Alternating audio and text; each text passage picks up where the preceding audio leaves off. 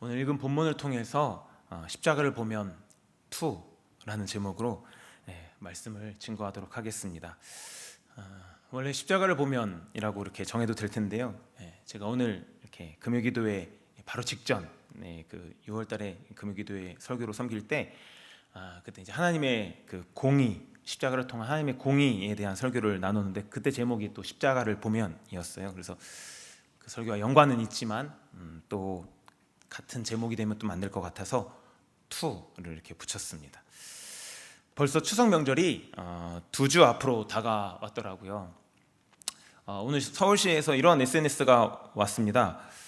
올 추석 찾아뵙지 않는 게 효입니다. 올 추석 모이지 않는 게 정입니다. 올 추석 이동하지 않는 게 답입니다. 몸은 멀어도 마음은 가까이 추석에도 서로를 지켜주세요. 어떤 것 좀 이해가 안 되기도 하는데 어쨌든 이렇게 코로나 상황 가운데 있기 때문에 별로 추석 명절이 다가왔다는 것들에 대해서 실감을 못하기도 하지만 어쨌든 2주 앞으로 다가왔습니다. 저도 한때 친척들끼리 모일 때 매년 이렇게 좀 자주 내년에는 선물을 하지 말자 뭐 이렇게 얘기하고 나눴는데 그 다음 추석 명절에 이내 선물을 또 들고 이렇게 모이곤 했던 적이 있습니다. 지금은 아닌데 그러던 적이 있었습니다. 그때는 이렇게 마트라도 가면 올해는 이번에는 무슨 선물을 하지? 뭐 이런 고민들을 했었던 적이 있었는데요. 이렇게 매년마다 이렇게 명절 때 선물을 하시곤 하는 분들은 아마 올해도 선물에 대해서 생각하셔서 결정하셨거나 아니면 지금도 하시고 계실 것입니다. 어떻게 결정하셨습니까? 뭐니 해도 돈이 최고다 뭐 이런 생각을 하고 계시는지는 아닌지 모르겠습니다. 근데 이 고민이 좀 쉬운 것 같지는 않았던 것 같아요. 그 이진영이라는 분이 인터넷에 이렇게 자기가 잘 아는 어떤 간사님 얘기를 쓴 것을 제가 본 적이 있습니다. 이 간사님이 좀 교회 전사님을 만나서 가난하지만 행복하게 살았는데 근데 언젠가 남편이 평상시보다 좀 일찍 이렇게 출근을 했다고 해가지고 좀 의아했다고 그래요. 그래서 출근 시간이 좀 바뀌었나? 이렇게 대수롭지 않게 생각했었던 것 같은데요. 근데 어느 날 남편이 이렇게 오더니 그 간사님한테 하얀 봉투를 하나 이렇게 건넸답니다. 그러면서 생일 축하한다고 그리고 사랑한다고 이렇게 보냈대요. 근데 제가 그 자매님이 내가 생일인지도 모르고 그렇게 살았다라는 거예요. 근데 봉투를 열어보니까 10,000원이 있었답니다. 10,000원. 그러면서 남편이 이렇게 얘기합니다. 내가 한 달 동안 아침에 말버스를 안 타고 걸어 다니면서 모은 돈이야. 굉장히 감격을 많이 했겠죠. 이 설교를 듣고 남편을 보지는 마십시오. 근데 어쨌든 남편이 준 이 생일 선물 이 10,000원을 이 간사님은 해가 지나도 계속 아쉬워서 그런지 쓰지 않고 가지고 계시다라는 얘기들을 들은 적이 있습니다. 선물을 고른다는 것들은요 쉽지 않은 고민입니다. 왜냐하면 선물을 통해 이렇게 때때로 마음이 가늠되어지는 경우들이 참 많기 때문에 그렇습니다. 우리가 선물을 할 때 보통 이렇게 자신의 재정 상태 또 선물을 드리는 그 사람의 그런 관계의 정도 뭐 이런 것들을 이제 여러 가지를 고려하곤 하죠. 그런데 만약 여러분이 선물을 이렇게 보낼 때 선물을 할 때 내가 생각해도 도저히 일반 상식으로 생각할 수 없는 아주 파격적이고 내게 있어서 가장 귀한 선물을 이렇게 주겠다 이렇게 결정했다면 아마 그 여러분들의 마음 가운데는 어떤 마음이 작동하고 있었을까요? 말할 필요가 없겠죠. 아마 좋은 마음, 그런 사랑의 마음이었겠죠. 악의적일까요? 아주 미워서 한번 받아봐라 내 귀한 것을 이렇게 얘기하나요? 그렇게 안 하죠. 상대방 분이 또 제가 그 사람을 분명히 아는데 상황을 다 아는데 지극히 정상적인 상대방이 나를 사랑한다고 하면서 그분의 전부나 마찬가지인 것들을 선물로 보냈다라고 한번 해봅시다. 저는 그분의 상사도 아니고 또 여러 면에서 그분보다 나은 것도 없고 또 그분은 대단한 분이었기 때문에 뭐 어느 것 하나 저에게서 이렇게 얻어갈 것이 없는 사람인데도 불구하고 그런 선물을 제게 보냈다라고 할 때 여러분 그분의 마음 그분의 그 사랑한다라는 그 고백 그게 진실이겠습니까? 거짓이겠습니까? 그 마음의 정도는 또 얼마나 될까요? 아마 말해도 입이 아픈 것일 것입니다. 어쩌면 그 선물 주신 분에게 왜 이러냐고, 무슨 의도로 이렇게 하시냐고 이렇게 얘기하면 아마 그분에게 모독이 되는 그런 일이 될 것입니다. 이렇게 선물을 주는, 그 선물을 주신 분의 마음이, 그 선물을 통해 그 주신 분의 마음이 우리는 가늠되어지기도 한다는 것입니다. 요즘 우리는 코로나19를 통해 19 가운데 참 힘든 시간들을 겪고 있습니다. 요즘같이 힘들 때 연약한 우리에게 이런 생각들이 좀 다가올 수 있는데요. 그 중에 하나는 하나님께서 과연 날 사랑하실까? 이런 겁니다. 사랑하신다면 이런 이런 우리 집, 또한 이런 나의 상황들을 어떻게 그냥 두고 계실까? 이렇게 생각이 들기도 한다는 것이죠. 여러분 어떠십니까? 원래는 그 하나님의 마음을 알고 있었던 것 같은데 삶이 너무 힘들다 보니까, 또 지치다 보니까 이런 생각을 또 하고 계시지는 않으신지 모르겠습니다. 그래서 때로는 고독감과 또 외로움과 또 우울함과 또 이렇게 마지못해 살아가는 그런 삶들, 신앙생활도 마지못해 하는 그런 분이 또 너무 지치니까 내 주변에 있는 소중한 사람들에게 이렇게 상처를 주고 그렇게 살아가고 계시는 분들이 있으실지도 모르겠습니다. 그리스도인이지만 언제든지 이럴 수 있는 우리들에게 주님께서는 오늘도 말씀으로 여전한 그분의 마음을 보여주고 계십니다. 오늘 특별히 본문은요, 주님께서 그 마음을 행동으로, 특별히 누군가를 보내주심으로, 다시 말해서 선물로 그 마음을 분명히 보여주고 계시는데요.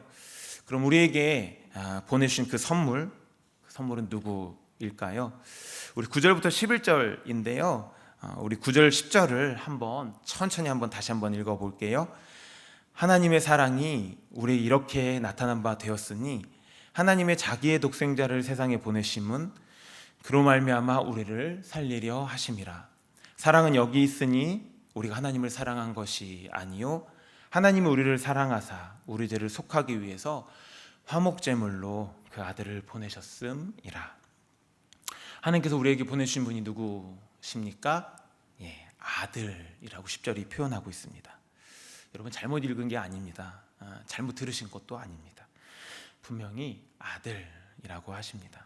여러분, 아들을 선물로 보내다니요. 여러분 이런 선물 보신 적 있으십니까?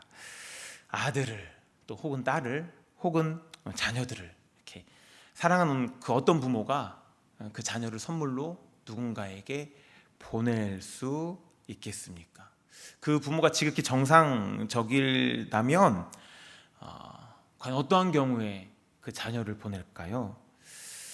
여러분이라면 여러분의 자녀를 누군가에게 선물로 줄 수 있겠습니까?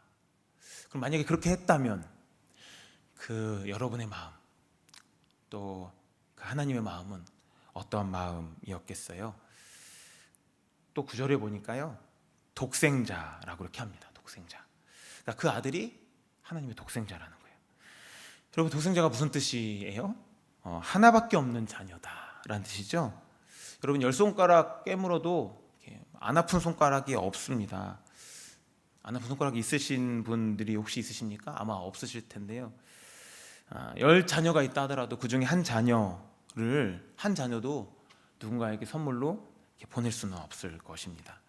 그런데 오늘 본문에 보니까 하나님께서는 10손가락 중에 혹은 5손가락 중에 하나, 그 하나가 아니라 하나밖에 없는, 그러니까 100분의 100%, 그 하나밖에 없는 아들, 그 아들을 보내주셨다라고 지금 말씀하고 계시는 것입니다. 여러분, 그분의 마음이 좀 가늠되십니까? 그런데 여러분, 이게 다가 아니에요. 오늘 본문에 보니까요, 하나님께서 보내주신 그 아들을 어떤 모습으로, 또 어떤 목적이라고 해야 될까요? 어떤 모습으로 보내셨냐라고 이렇게 볼 때 10절 하반절에 보니까요, 화목제물로 보내셨대요. 여러분, 혹시 화목제 이렇게 하는 것들을, 시연하는 것들을 본 적이 있으십니까? 제가 어디서 그것을 구해가지고요 한번 본 적이 있습니다. 다 못 봤어요. 너무 끔찍할 것 같아서 아마 뒷부분일 텐데요. 비둘기 제사를, 그러니까 비둘기 목을 비틀어 가지고 피를 뿌리는 그 장면을 좀 큰 어른이었는데도 불구하고 이렇게 막 좀 약간 가리면서 이렇게 막 조심조심 본 적이 있습니다. 쉽지 않더라고요. 그 영상 보는 것 자체가. 여러분, 화목 아시죠? 화목은 하나님과 화해하는 그런 죄 용서 받는 것을 화목이라고 얘기합니다. 하나님의 공의와 거룩하심이 이제 완전 충족돼야지 되는 거죠. 만족돼야지 되는 거죠. 그래서 만족되기 위해, 하나님의 그 공의가 만족되기 위해 속죄 행위, 그래서 제사를 드리게 되는 것입니다. 구약에서는 그래서 짐승을 잡아서 화목제를 드리죠. 흠없는 짐승 위에 머리 안수하고 회막문에서 잡습니다. 그리고 제사장들이 그 피를 뿌리죠. 그리고 내장과 콩팥, 간 등을 제단에서 불살라 드리는 게 화목제입니다. 그러니까 모르면 몰라도 반드시 있어야 되는 게 하나 있는데, 그건 뭐예요? 그 제물이 죽어야 되는 거예요. 반드시 죽어야 되는 거예요. 그러니까 하나님은 하나밖에 없는 그런 가장 귀하고 소중한 그 아들을 죽어야만 하는 그 길로 보내셨다는 것입니다. 아마 주님께서는, 하나님께서 알고 계셨을 거예요. 얼마나 참혹하게 죽어야 했는지, 하나님의 공의를 보여주시기 위해 얼마나, 하나님의 진노를 보여주시기 위해 얼마나 참혹하게 비참하게 죽어야 했었는지 아마 하나님은 다 아셨을 거예요. 근데 그 길을 보내셨다는 것이죠. 정말 만약에 부모가 자녀를 누군가에게 보낸다면 그 자녀가 더 좋은 쪽으로 되게 하기 위해서, 이것도 별로 가능성은 없지만 그렇게 보내지 않겠습니까? 근데 이게 뭐예요? 화목제물이래요. 처참하게 죽게 되는 그 제물로 그 아들을 보내셨다는 거예요. 여러분, 그렇게 보내는 하나님의 마음, 그 하나님의 사랑이 어느 정도나 될까요? 그런데 여러분, 이게 다가 아니에요. 또 어쩌면 저는 이게 더 충격적일 수 있다는 생각이 드는데요. 이렇게 아들, 독생자, 화목제물로 우리에게 보내주신 그 하나님의 목적이 있대요. 그 목적이 뭐예요? 오늘 본문에 보니까 우리 때문이라는 거예요. 9절 말씀입니다. 하나님이 자기의 독생자를 보내심은, 그리고 뭐라고 말씀하세요? 그로 말미암아 우리를 살리려 하심이라. 우리를 살리려고 아들을 화목제물로 보내셨다는 거예요. 왜요? 우리 죄를 속하기 위해서. 하나밖에 없는 아들을 화목제물로 보내신 그 이유가 바로 우리 때문이라는 것입니다. 여러분, 우리가 누굽니까? 우리가 누구예요? 은혜 주신 하나님을 배신한 배신자 아니겠습니까? 또한 선하시고 은혜로우신 왕을 반역한 반역자 아니었겠어요? 지금도 종종 반역한 그 반역자 아닙니까? 마땅히 하나님이 계셔야 될 내 삶의 주인 자리에 앉아 있었고 지금도 종종 앉아 있는 도둑 아닙니까? 은혜로우신 아버지를 버리고 멋대로 살아가 버렸고 지금도 종종 그렇게 살아가 버리는 탕자, 그게 우리 아닙니까? 하나님을 싫어하고 미워했던 원수였고 지금도 종종 원망하고 있는 자, 그가 우리가 아닙니까? 이런 우리를 위해서 아들을 화목제물로 보내주셨다라는 거예요. 자신을 사랑하고 좋아하고 섬기고 하는 사람을 위해서도 아들을 보내기가 쉽지 않은데, 그것도 죽이기가 쉽지 않은데, 불가능한데, 근데 어느 누가 배신자, 반역자, 도둑, 탕자, 원수를 위해서 배신자에게, 반역자에게, 도둑에게, 탕자에게, 원수에게 자신 하나밖에 없는 아들을 화목제물로 처참하게 죽게 되는 길, 죽이기 위해서 보내는 분이 어디 있겠습니까? 한번 상상해 보시겠어요? 어떤 마음이셨을까? 여러분, 그 일을 왜 하셨다고요? 우리 하나님 아버지께서 이 이해할 수 없는, 그러나 우리가 볼 때 너무나 아름다운, 너무나 감사한 일을 왜 하신 것입니까? 이미 우리는 알게 됐지만요, 오늘 본문은요 그것을 아주 분명하게 말합니다. 9절, 하나님의 사랑이 이렇게 나타났으니. 10절, 하나님이 우리를 사랑하사, 하나님의 세상을 이처럼 사랑하사 독생자를 주셨으니, 이 말씀과 같이 우리 같은 자들을 사랑하셔서 그렇게 하셨다라는 것입니다. 여러분, 9절에서요 하나님의 사랑이 우리에게 이렇게 나타난 바 되었으니 이렇게 되어 있죠. 그래서 나타냈다라는 말이요, 헬라어로 파네로라는 말인데요, 이 말은 드러내다, 분명히 하다라는 뜻을 가지고 있습니다. 그러니까 하나님께서는 예수님을 보내심으로써 하나님의 마음을, 그분의 사랑을, 그분의 그 마음을 아주 분명하게 보여주신 것입니다. 예전에만요? 아니요, 지금도요. 오늘도 형편없이 살았지만 지금도요. 하나님께서는 우리를 사랑하신다는 것입니다. 왜 우리를 이렇게 사랑하셨는지 잘 모르겠습니다. 그 이유라도 알면 좀 이해하기가 좀 편할 텐데 성경에서도 저는 좀 찾기가 어려워요. 모르겠어요. 아마 사랑받아야 될 이유가 우리 편에는 없어서 그런가 봐요. 근데 이유는 없지만, 그래서 믿음으로 우리가 바라봐야 되는 것은 이 어마어마한 일들이 일어난 것입니다. 바로 하나님께서 우리를 사랑하셨다라는 거예요. 11절 말씀, 하나님이 이같이 우리를 사랑하셨은즉. 여러분, 하나밖에 없는 아들을 우리의 죄를 위한 화목제물로 보내셨는데, 직접 사랑하셔서 그렇게 하셨다라고 말씀까지 하셨는데, 어떤 누가 하나님의 그 행동을 다르게 해석할 수 있겠습니까? 서두에서 말씀드린 것처럼 이 어마어마한 일들을 행하신 분에게, 또 말씀으로 분명히 알려주신 분에게 이렇게 하신 의도가 뭡니까? 이렇게 어느 누가 물을 수 있겠어요? 그 자체가 참담한 일일 것입니다. 오늘 본문은요, 이 하나님의 사랑에 대해서 또 하나의 파격적인 진리를 우리 가운데 전해주는데요, 그것은 바로 당연히 우리가 먼저 하나님을 사랑해도 부족할 판에 하나님이 우리를 먼저 사랑하셨다라는 것입니다. 로마서 5장 8절은 말씀하지요, 우리가 아직 죄인 되었을 때에 그리스도께서 우리를 위해서 죽으심으로 하나님께서 우리에 대한 자기의 사랑을 확증하셨느니라. 우리가 연약할 때에, 우리가 죄인일 때 하나님 우리를 사랑하셨다라는 것입니다. 이렇게 연약할 때, 죄인일 때 하나밖에 없는 아들을 보내신, 화목제물로 보내신 그 예수님을 보내신 그 하나님이 계신데, 그 하나님의 사랑인데, 내가 요즘 형편없다고, 내가 요즘 더 죄의 유혹에 넘어간다고 우리를 사랑하지 않는다 말할 수 있겠습니까? 여러분, 이 하나님의 사랑을 다 함께 볼 수 있는 장소, 거기가 어디입니까? 바로 여기, 십자가입니다. 그래서 하나님께서 화목제물로 보내신 예수님께서 화목제물로 드려지신 그 장소, 그 십자가를 보면 우리는 이 사실, 하나님 우리를 사랑하신다 라는 이 사실을 분명하게 다시 만날 수 있게 되는 것입니다. 그래서 십자가는 하나님의 사랑이 밝게 드러나는 장소가 되는 것이고, 그 십자가를 바라보는 우리는 하나님의 사랑을 더욱더 밝히 볼 수 있게 되는 것입니다. 바로 십자가를 보면 우리는 하나님의 사랑을 밝히 알게 되는 것입니다. 사랑하는 여러분, 오늘 말씀은 아마 교회에 들어오면, 복음을 듣게 되면 처음으로 듣게 되는 이야기 중에 하나일 것입니다.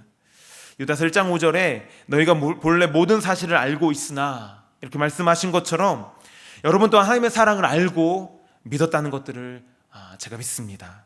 근데 여러분은 지금 이 하나님의 사랑을 확신하고 계십니까?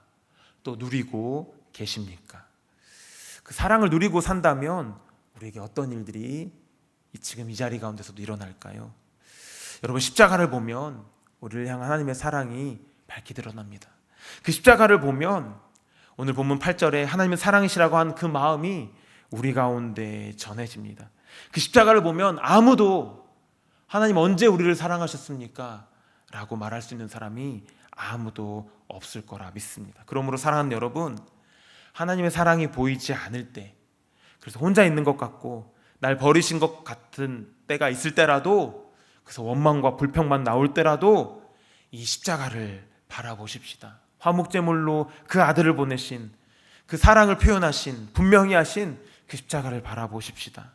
이렇게 십자가를 볼 때 우리는 하나님 우리를 사랑하신다는 것들을 다시 한번 확신할 줄 믿습니다.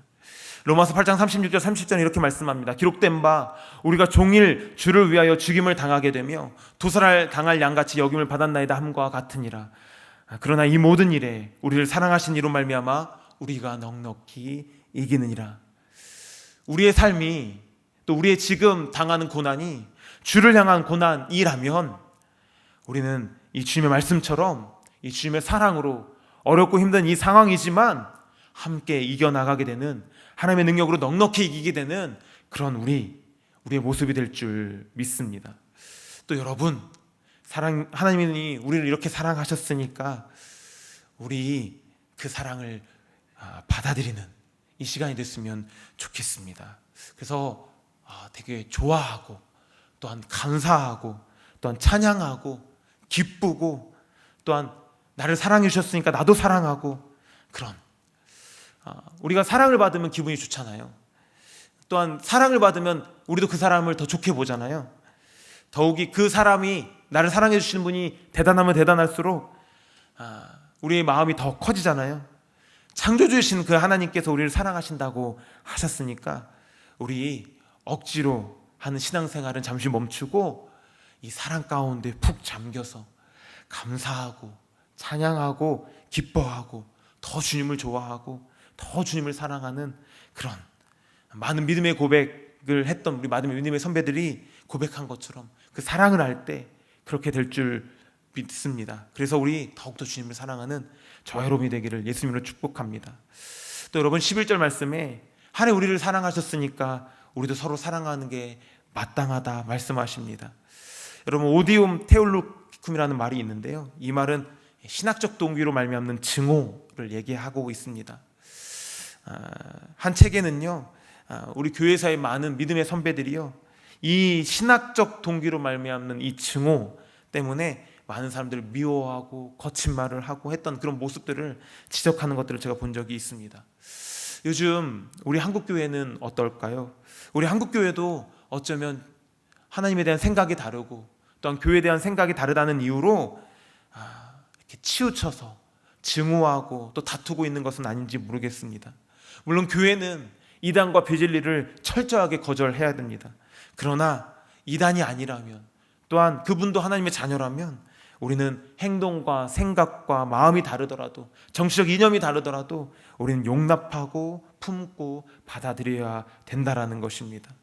또한 요즘과 같이 함께 있는 시간들이 많을 때, 이럴 때 서로 더 용납하고 사랑해야 되는 시간들이 늘어난다는 것들을 깨닫게 되는데요, 그곳에도 우리 주님께서 이렇게 말씀하실 것입니다. 서로 사랑하라고. 내가 너희를 사랑했으니까 서로 사랑하라고. 힘들죠. 보통이 아닙니다. 그러나 여러분, 하나님이 우리를 어떻게 사랑하시는지를 기억한다면 이 사랑이 우리가 해야 될 사랑이라는 것들을 알게 될 줄 믿습니다. 마지막으로 사랑하는 여러분, 로마서 8장 32절 우리에게 이렇게 얘기합니다. 자기 아들을 아끼지 아니하시고 우리 모든 사람을 위하여 내주시니가 어찌 그 아들과 함께 모든 것을 우리에게 주시지 아니하겠느냐 말씀하시는데요, 그러므로 우리의 모든 그런 어려운 상황이 우리 하나님이 우리를 이렇게 사랑하신다면 하나님이 우리 가운데 필요한 것들을 공급하시지 않겠습니까? 하나님 우리를 사랑한다면 하나님 우리 이 어려운 상황들 가운데서 계속 두시겠습니까?